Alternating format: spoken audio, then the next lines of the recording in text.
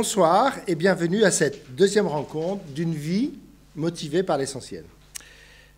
Alors nous allons analyser ce soir le premier des 5 objectifs pour lesquels Dieu nous a créés. On peut imaginer dans notre tête ce pourquoi Dieu nous a créés. On peut prendre l'image d'un couple qui s'aime, qui a beaucoup d'amour, et qui porte dans son cœur le désir d'avoir des enfants.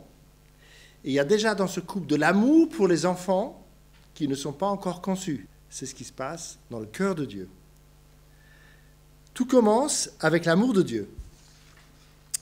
Et Dieu nous aime, nous connaît, et nous a placés sur cette terre pour nous aimer. Dieu trouve sa joie, son plaisir, sa joie, par le fait que nous existions et de pouvoir être en relation avec nous. Et qu'en retour, nous puissions trouver notre joie à le connaître, à l'aimer et être en relation avec lui. Alors, pour exprimer cet amour en retour, la Bible utilise un mot, on en utilise plusieurs, mais on va retenir celui-là, le mot adoration, qui fait référence à l'attitude de toute une vie. Et Jésus a défini ce qu'est l'adoration lorsqu'un homme est venu lui demander, voilà, quel est le plus grand commandement de la loi ? Et Jésus lui dit, voilà, tu aimeras le Seigneur ton Dieu de tout ton cœur, de toute ton âme, de toute ta force, de toute ta pensée. Et voici le second qui lui est semblable, tu aimeras ton prochain comme toi-même. Et la véritable adoration, c'est un mode de vie qui fait plaisir à Dieu, dans lequel Dieu trouve sa joie et dans lequel nous trouvons aussi notre joie. Une vie d'adoration, c'est trouver Dieu en toutes choses. Mais alors comment vivre cette vie d'adoration? Dans les 11 premiers chapitres de sa lettre, saint Paul avait d'abord expliqué tout ce que Dieu a fait pour nous. Notre salut, le pardon qu'il nous accorde, la sécurité qu'on trouve dans le Christ. Puis, il commence le chapitre 12, il change de cap et nous dit comment nous devrions répondre, nous, à cet amour de Dieu pour nous. L'amour de Dieu pour nous, ça a d'abord été la création. On voit cette main ouverte. Dieu crée et donne. Comme on dit, on donne la vie à des enfants. Mais Dieu crée et donne le monde, crée l'humanité. Mais on sait très bien que l'humanité laissée à elle-même, l'humanité coupée de sa relation à Dieu, de la confiance qui vient de Dieu, génère entre elles, ça génère entre les personnes de la tension, de la rivalité, de la violence et un mécanisme d'enchaînement qui fait que de génération en génération, cette violence se reproduit, se perpétue. Et la question de Dieu, on peut dire, ça a été comment nous sortir de cette violence sans toucher à notre liberté. La manière dont a fait Dieu pour cela, ça a été de venir à notre rencontre et comme éponger cette violence sur lui sans nous la rendre, en étant dans une relation de vérité, mais en épongeant cette violence et à continuer à désirer notre bien jusqu'au moment où on le mettait à mort. Alors bien sûr, Jésus est mort, mais ça n'a pas été la fin. Nous savons que Jésus est ressuscité et qu'il est vivant et qu'aujourd'hui se passe le même processus que Jésus a vécu avec les personnes de son temps, c'est-à-dire Jésus nous tend cette main qui était ici, cette main qui était sur la croix. Les premières personnes qui ont cru en lui ont reçu l'Esprit de Dieu pour retrouver cette confiance avec Dieu et cette harmonie entre les autres. Voilà. Donc ça, c'est ce que Dieu a fait pour nous. La question, quand on est touché par cet amour, c'est comment répondre. Saint Paul, qui a une pensée riche, complexe, dit ceci. « Je vous exhorte donc, frères, à offrir vos corps comme une offrande vivante, sainte et agréable à Dieu, ce qui sera de votre part un culte raisonnable. » Le culte dont parle saint Paul n'est pas d'aller à un office, mais de nous offrir nous-mêmes au Seigneur, et c'est raisonnable par rapport à l'amour que Dieu nous porte. Et Paul poursuit en disant « Ne vous conformez pas au monde présent, mais soyez transformés par le renouvellement de votre intelligence, afin que vous discerniez quelle est la volonté de Dieu, ce qui est bon, ce qui est agréable et ce qui est parfait. » Voilà. D'une certaine manière, ces versets expliquent ce qu'est une vie d'adoration, une vie de relation avec Dieu. C'est le premier objectif pour lequel Dieu nous a créés et placés sur cette terre. Et on va essayer d'approfondir cela. Alors, comme dans l'amour humain, quand on se sent aimé profondément par quelqu'un, on a envie, en réponse, d'offrir notre vie. Dans le mariage, la parole du mariage, c'est « Je me donne à toi et je te reçois comme époux. » Mais en réponse à l'amour que tu me portes, je me donne à toi. Donc, le premier aspect d'une vie qui plaise à Dieu, c'est d'offrir, de dédier, de remettre notre vie entière à Dieu.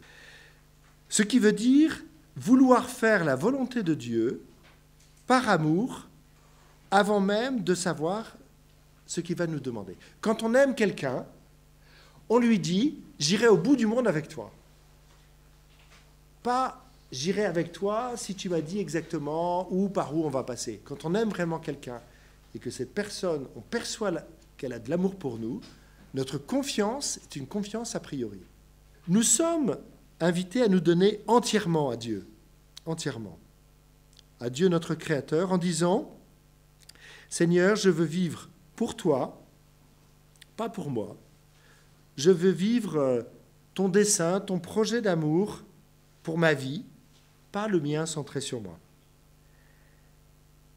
Chacun de nous va servir quelque chose ou quelqu'un. Et si nous ne plaçons pas Dieu au centre de notre vie, nous y placerons quelque chose d'autre. On a besoin de placer quelque chose au centre.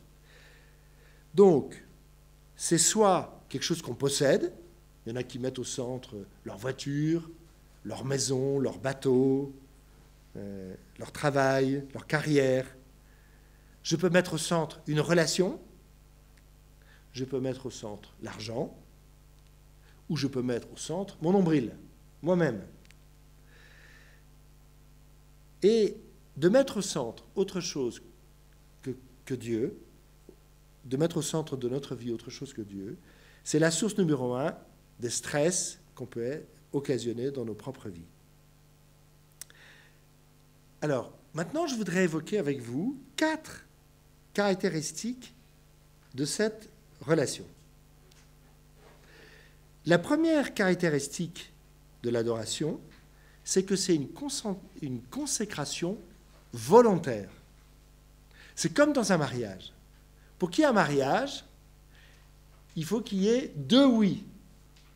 Alors, le oui de Dieu pour nous, il a été donné déjà.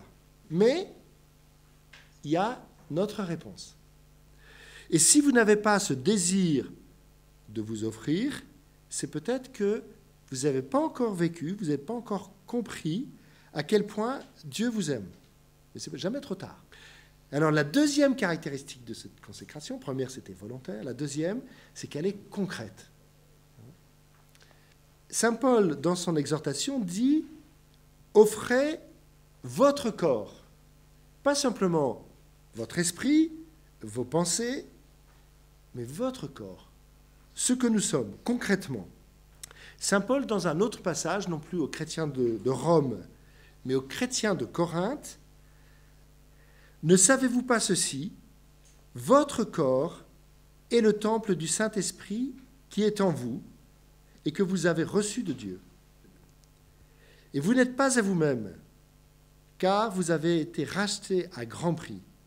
Glorifiez donc Dieu dans votre corps et dans votre esprit qui appartiennent à Dieu. » Voilà. À chaque fois que nous nous engageons dans une action concrète en réponse à l'amour de Dieu, nous engageons dans le service, dans une action, on peut dire que nous adorons Dieu avec notre corps, que c'est une prière en action, que notre manière de répondre à Dieu, ce n'est pas simplement avec notre cœur, notre âme, mais aussi avec tout notre être. Et c'est concret. La troisième caractéristique de l'adoration, de l'amour pour Dieu, c'est une consécration complète de votre vie à Dieu. Alors qu'est-ce que ça veut dire? Est-ce que ça veut dire qu'il faut se retirer dans un monastère? Est-ce qu'il faut dire, ça veut dire qu'il faut être religieux, religieuse? Non.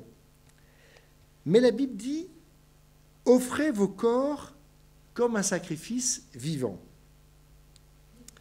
Alors le sacrifice est une offrande pleine et entière, et cette offrande concerne les différents aspects de notre vie. Une vie qui est vraiment en relation avec Dieu, ça concerne ma vie de relation avec les autres, ça concerne mon travail, ça concerne mes amis, ça concerne mes loisirs, ça concerne ce que je possède, ça concerne... Voilà. C'est tout mon être.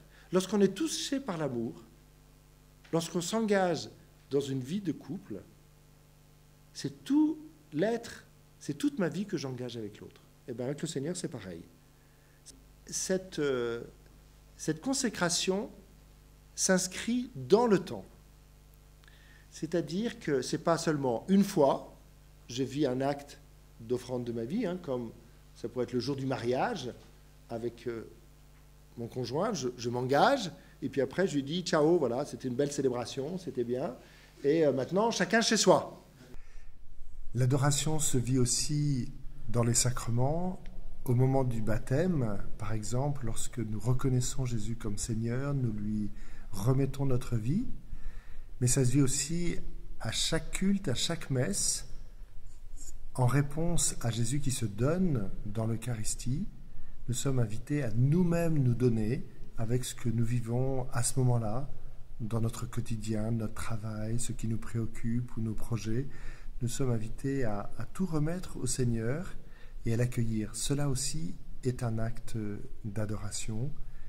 Nous le vivons dans la prière, bien sûr, au quotidien et avec nos chants. C'est durable et ça se renouvelle chaque matin. Alors pour cela, je vous ai préparé une petite carte de crédit. Voilà. Alors le matin, vous pouvez débiter l'amour de Dieu, ou disons, vous pouvez mettre du crédit sur votre carte. C'est vous exposer à l'amour de Dieu pour recevoir cet amour que le Seigneur a pour vous. Chaque matin, notre liberté nous est redonnée d'une certaine manière. Et chaque matin, j'ai à prendre ce temps où j'accueille l'amour de Dieu pour moi. Et en même temps, je lui confie tout ce que je vais vivre dans la journée. Mes relations, mon travail, l'inattendu, ce qui est prévu. Voilà. Ça, c'est super, c'est une vie qui a du goût. Et le soir, je viens déposer au pied du Seigneur, je viens déposer tout ce que j'ai pu vivre et je lui dis merci. Alors, maintenant, j'évoque avec vous le deuxième principe d'une vie d'adoration. C'est le principe de mise à part. Alors, qu'est-ce que c'est que ce principe de mise à part? C'est être dans le monde sans être du monde. Saint Paul, dans le texte qu'on a entendu, dit « Ne vous conformez pas au monde présent ». Il veut dire « Ne vous conformez pas à l'esprit du monde ». L'esprit qui veut accaparer, être le premier, écraser, rendre la violence pour la violence, y compris en rajoutant. C'est le monde du moi d'abord. Alors, nous sommes invités à ne pas, on pourrait dire, nous couler dans l'esprit du monde. Et pourtant, c'est tentant.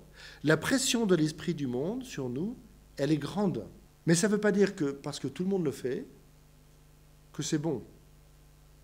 Et c'est important de réfléchir en disant, mais qu'est-ce qui est véritablement bon? On peut regarder comment a fait Jésus. Jésus, il était dans le monde. Tellement dans le monde, tellement au milieu des gens un peu glauques, que les gens bien pensants de son époque disaient, c'est l'ami des pécheurs. Il passe son temps à vivre et à manger chez les gens. On disait d'ailleurs de lui, c'est marqué dans l'évangile de Jésus, que c'était un ivrogne et un glouton. Je ne sais pas si vous savez ça.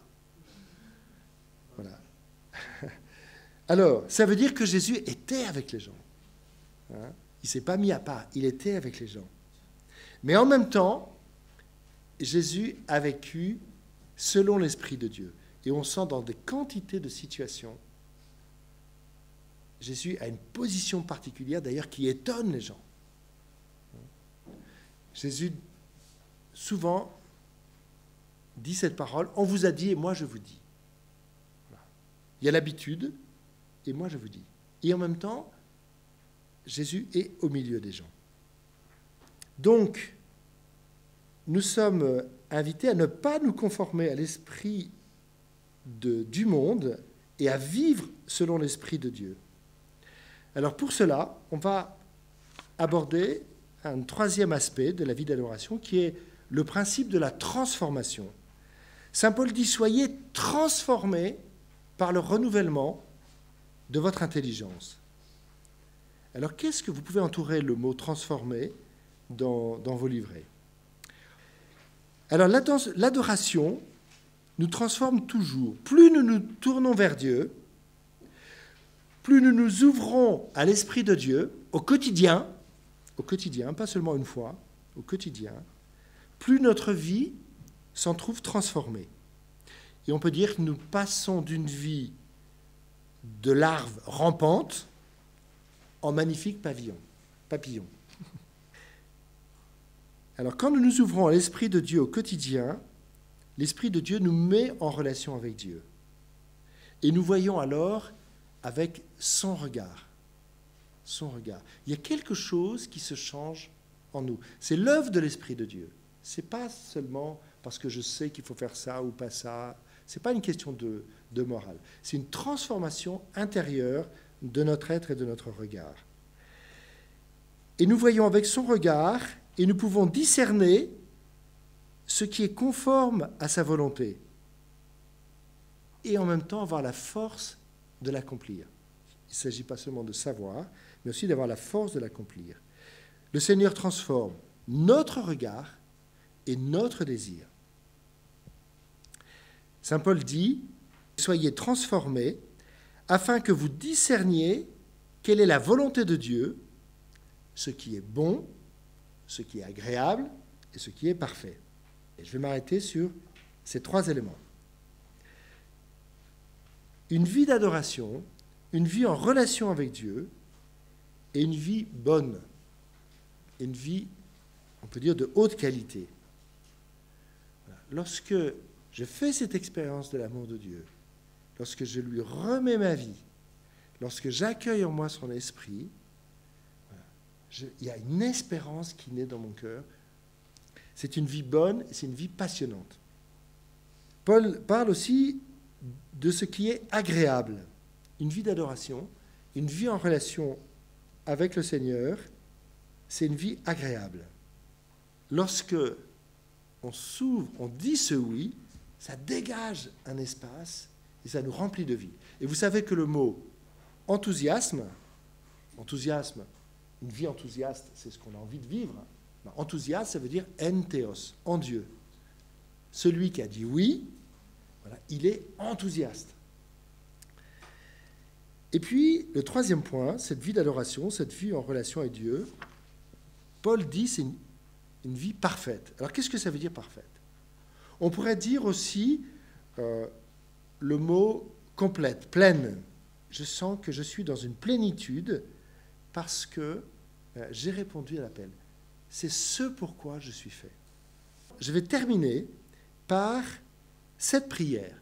Cette prière qui a été prononcée pour la première fois par un homme passionné, un homme qui a voulu, son objectif à un moment donné, c'était la gloire militaire, la gloire auprès des femmes, c'était l'argent, etc. Ignace de Loyola. Et puis un jour, il a été touché par le Seigneur. Et alors là, sa vie, elle était complètement transformée. Et tout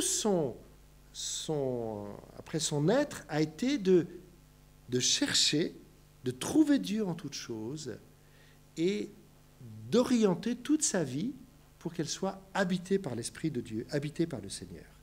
Et il a prononcé cette prière que je vais lire maintenant. Prends, Seigneur, et reçois toute ma liberté, ma mémoire, mon intelligence et toute ma volonté. Tout ce que j'ai et possède, c'est toi qui me l'as donné. À toi, Seigneur, je le rends. Tout est à toi. Disposant selon ton entière volonté, donne-moi ton amour et ta grâce, c'est assez pour moi. Amen. Bonne soirée, bonne semaine.